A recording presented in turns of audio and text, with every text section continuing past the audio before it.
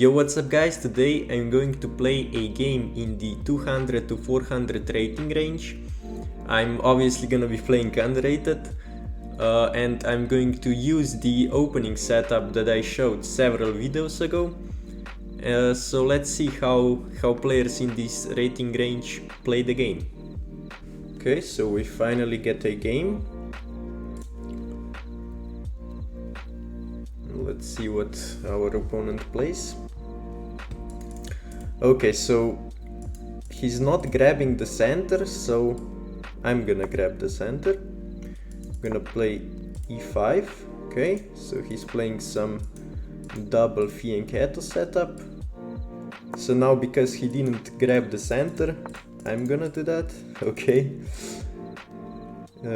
Some interesting moves.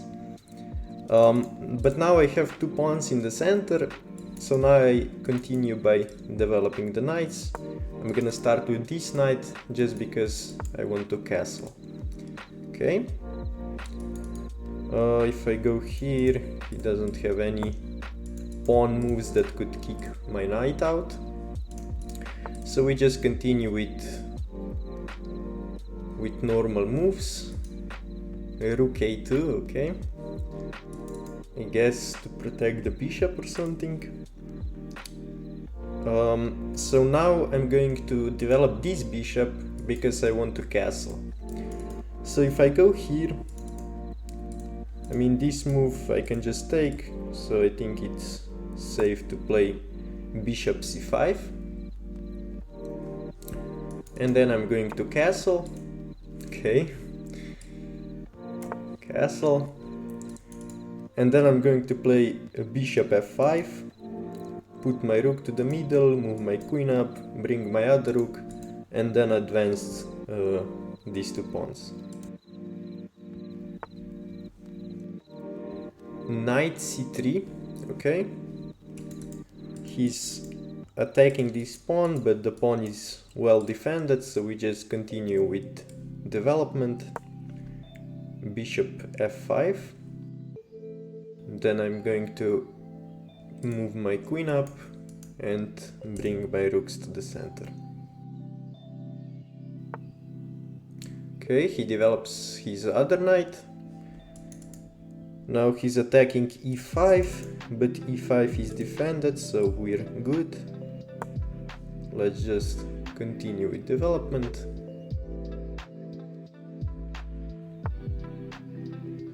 Okay, knight b5.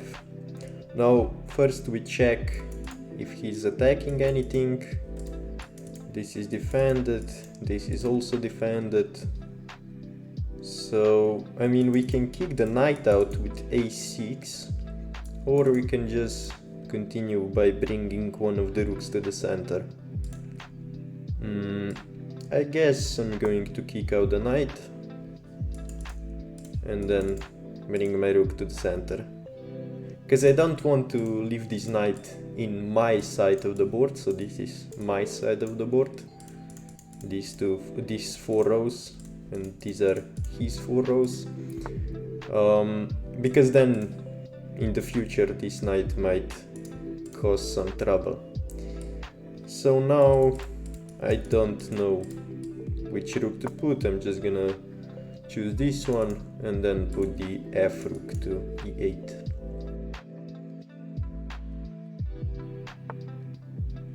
Okay, he plays g4, but we are controlling this square 3 times with 3 pieces, so we can take it. Now, with which piece should we take it? If we take with the bishop, it's okay, but I like taking with the knight better because it's also attacking the rook. So I'm gonna take with the knight. Now, obviously, when we take with this knight used to guard d5, but d5 is still well protected. So knight d5 is a fine move. And then even if he attacks our knight, the knight is well defended, so we can just continue with rook f to e8. Now we are attacking this pawn 2 times, so we can take he takes, and then we take. He takes, I mean, take.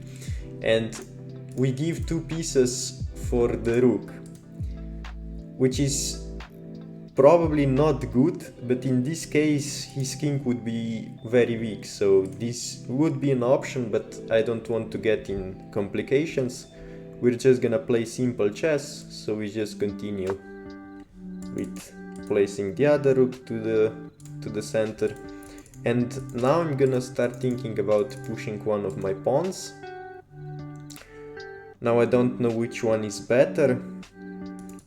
I guess I'm gonna go e4 and then d4.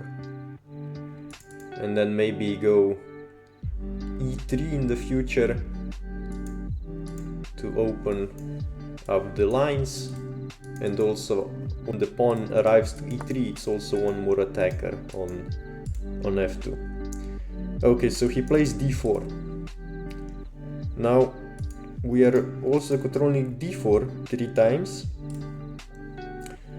We can take with the pawn, but then our pawns are doubled. So we can take with the pieces, which I think is better, so that our pawns stay undoubled. If I take with the knight, he's obviously gonna take back, and then I take with the bishop. This looks fine to me. Also bishop takes maybe, but I want to keep this bishop, so when bishop takes he can trade the bishop for the knight. Obviously we do win a pawn, but still I want to keep my bishop, so that's why I'm going to take with the knight. The knight used to guard this square, but this is well defended. So now if he takes, we just recapture with the bishop, and we're also gonna be attacking the knight.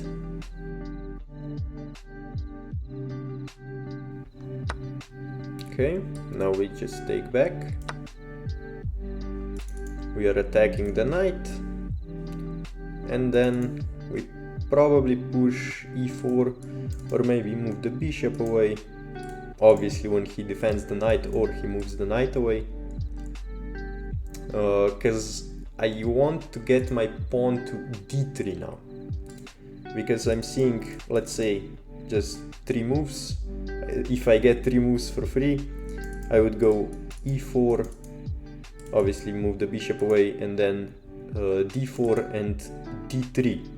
Because takes, and the positions opens up, and we have a great coordination of pieces. Okay, so he's defending the knight. Now we can move the bishop away and push the pawns, and I think that's a great plan. So let's move the bishop out of the way. Obviously I have to check, takes, so we're fine. So we can just move the bishop away, and then we're gonna push the d-pawn forward, kicking out the knight, and then continue with the pawn pushes. Okay, he takes, but as I already calculated, this just loses a piece. Take and take. And as you can see, I didn't do anything special. I just applied the opening setup and he blundered. Because in this rating range you just have to be careful not to blunder anything, and opponent is gonna do the mistake for themselves. Okay, plays rook g3. Take. Obviously this is defended, so we can trade queens here. And I think that's the simplest approach, so I'm gonna do that. Just take. Okay. Now I don't have my plan anymore, because I only have one pawn remaining. Now obviously there is a tactical detail that some of you might see, but I'm not gonna play it. just because I want to play just simple chess. So my next plan is just going to be doubling the rooks. So now where I should put this rook, if I go here, maybe he attacks it with the bishop. So I'm just gonna play it simple. I'm gonna go rook d7 and rook e to d8, just to double the rooks, and then we'll see how to move forward. Okay, he attacks the bishop. We can go g6. We can also just move the bishop back. I think this is the simplest. Just move back the bishop. The bishop used to guard the knight, but the knight is no longer attacked, so it's fine. Okay, so he plays bishop h3. So he's spinning the knight to the queen. I mean to the rook. And the knight is not defended. So now how can we defend the knight and also get out of the pin? You might spot one option, which is rook d4. This defends the knight, but he can chase the rook away. So I go rook here, protecting the knight. Then he can play either he can play c3 or e3, and this attacks our rook. And then we don't have a square to put our rook on the fourth row.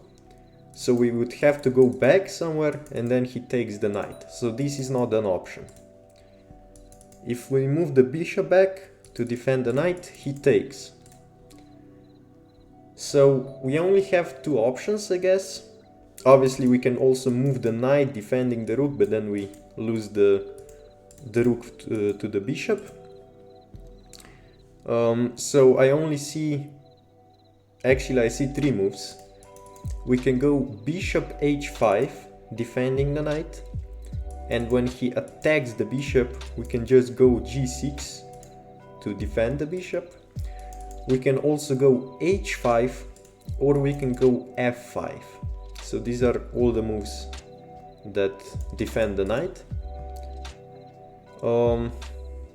I guess we can go h5. I think this is the simplest. Because with f5, I don't like that my king is getting kind of weak. But f5 works as well. So I don't really know which move to choose. But let's go h5. Just defending the knight. And then we're going to continue with our plan.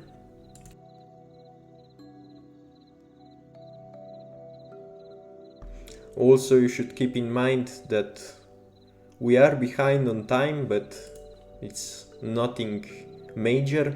We're just down a minute and a half in a 15-minute game, so this is not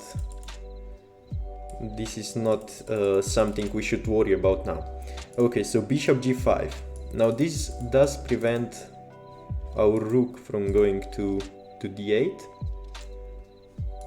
We can play f6. I like this move, f6, just to kick out the bishop. Obviously if takes, we just take back with the pawn and we're fine. So let's go f6. Now the bishop has to move away, and then we can continue with our plan.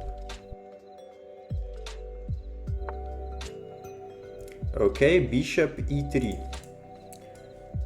Now this is in the line of, I mean, this bishop is now in the side of two pieces.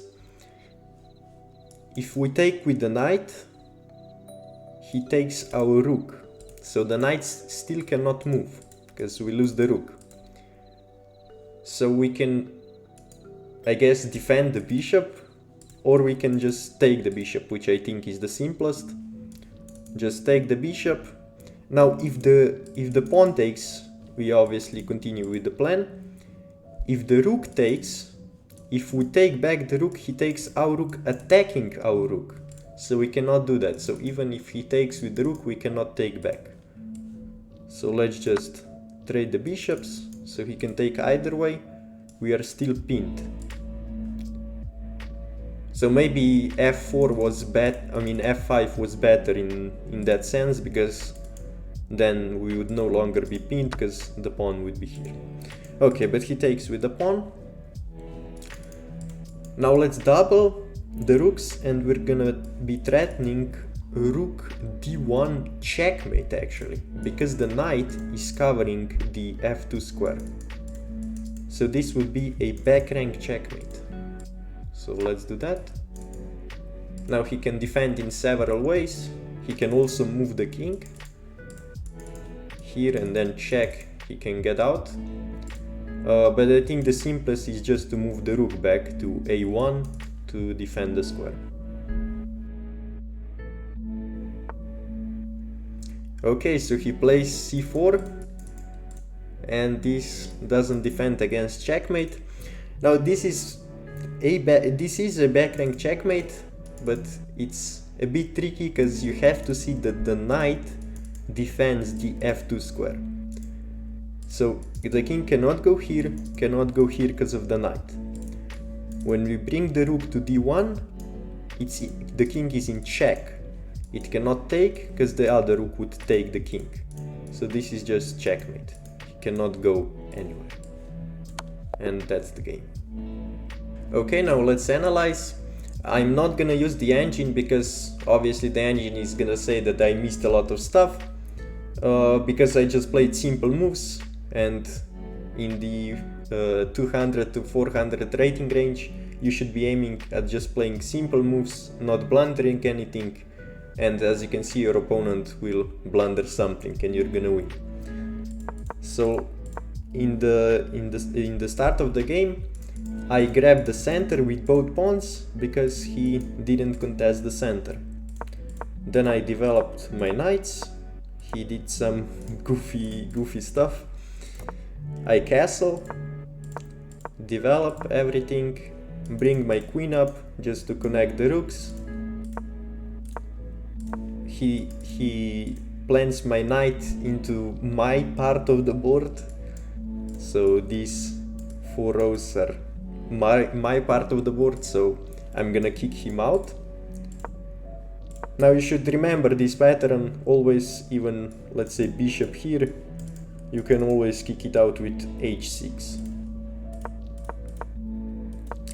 Now we bring the rooks to the center, and obviously here he blunders because this square is defended 3 times. So I just take with the knight. Why the knight? Because I'm also attacking the rook. I bring my other rook to the center. He strikes with d4, but obviously again I have 3 defenders of this square and he only has two defenders, so I'm obviously gonna win this trade.